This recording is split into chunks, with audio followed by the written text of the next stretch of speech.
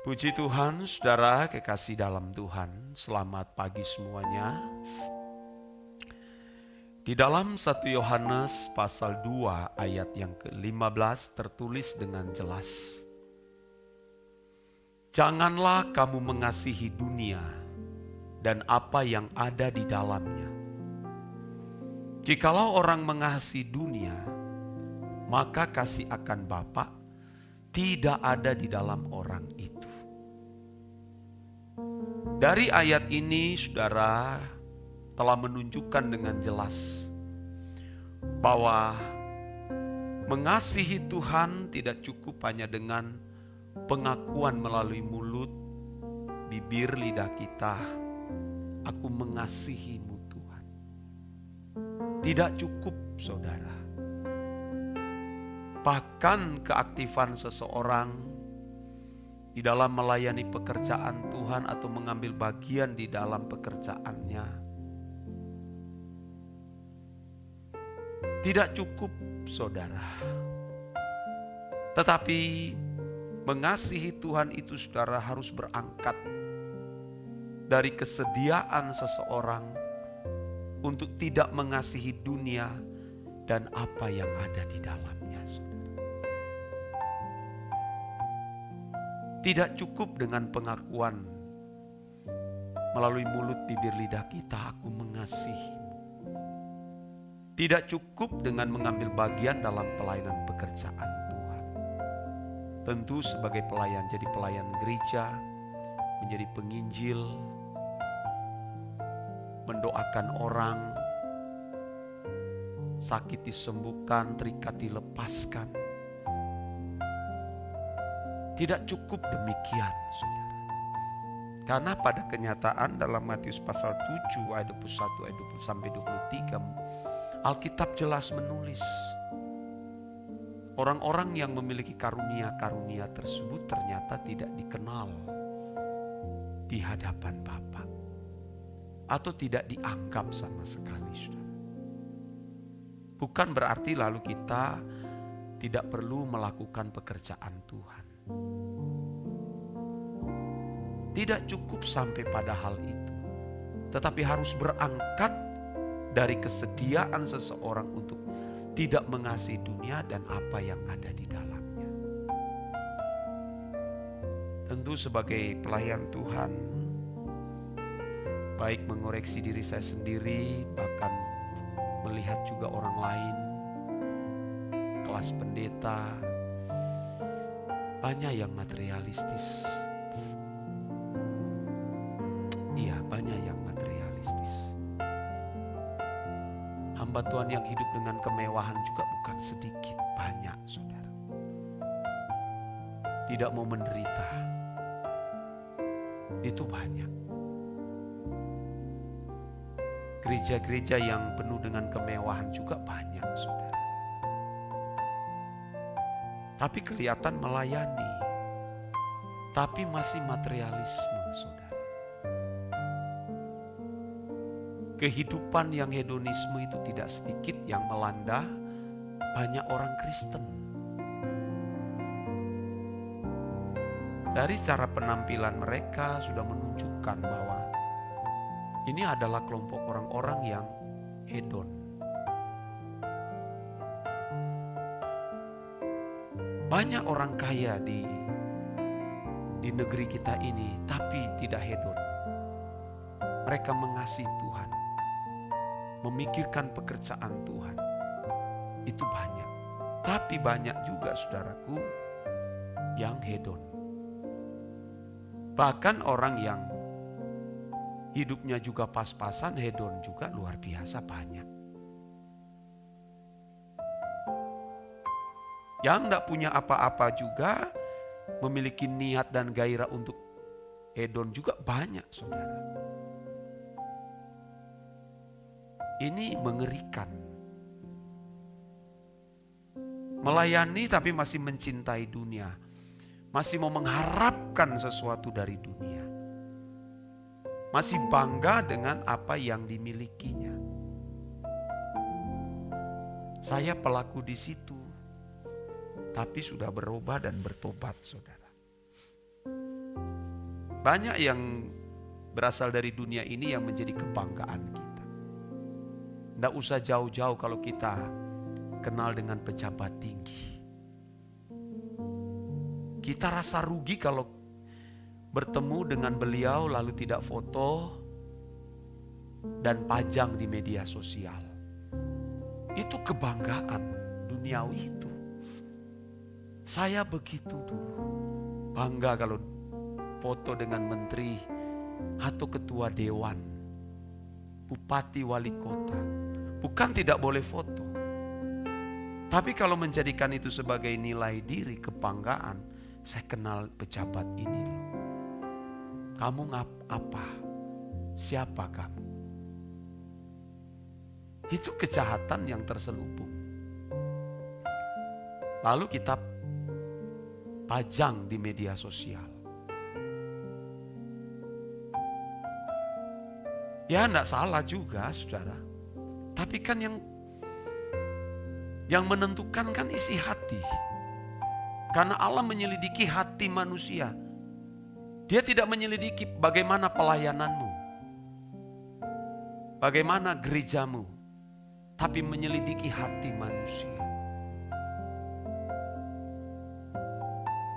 Ngeri saudara. Apalagi yang kalau kita foto dengan pejabat tinggi itu lalu kita pajang, bangga, sombong. Ternyata korupsi. Malunya nak minta ampun, nak karu-karuan. Saudara. Tapi kalau ketemu dengan pendeta yang dari kampung, miskin yang susah saudara, bukan miskin yang susah.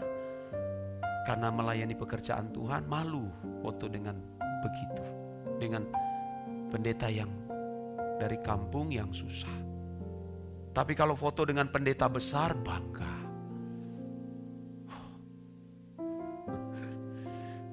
Saya pelaku itu, jadi saya kasih tahu. Bertobat saudara. Bertobat. Ngeri saudara. Ini hati ini, Yeremia 17:9. Betapa liciknya hati manusia. Kita beli kendaraan baru. Kita foto di situ pajang. Itu bangga. Dulu begitu ya, sekarang enggak ya, sudah enggak lagi. Karena bagaimanapun juga kendaraan itu seperti kita mau beli sembako untuk kebutuhan kita hari-hari. Tapi ada juga kan yang mau beli yang lebih mewah supaya kelihatan dan orang melihat, memberikan sanjungan walaupun tidak dipuji, tapi dia mengharapkan orang berkata luar biasa. Bukan tidak boleh beli. Kalau itu bagianmu silakan.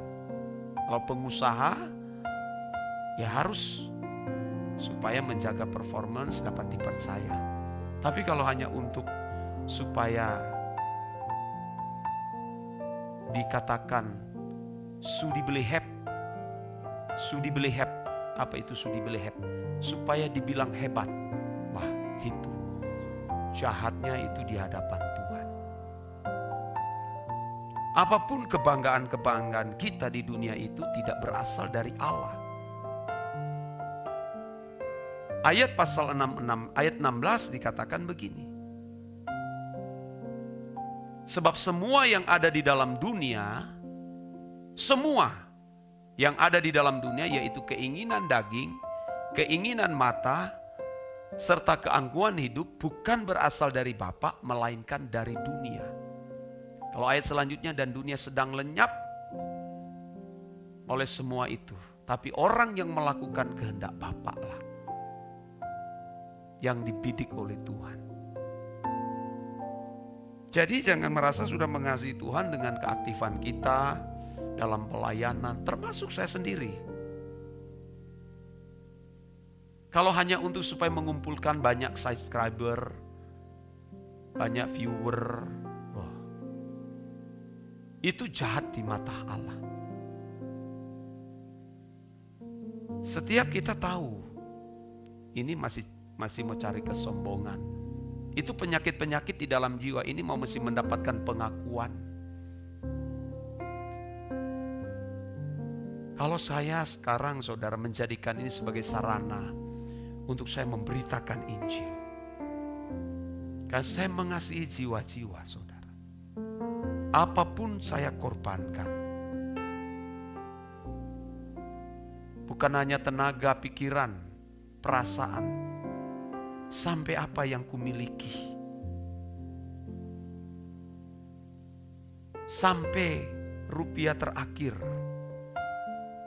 kupersembahkan untuk pekerjaan Tuhan. Jadi saudara-saudara kekasih dalam Tuhan, itu kita mengasihi Tuhan saudara.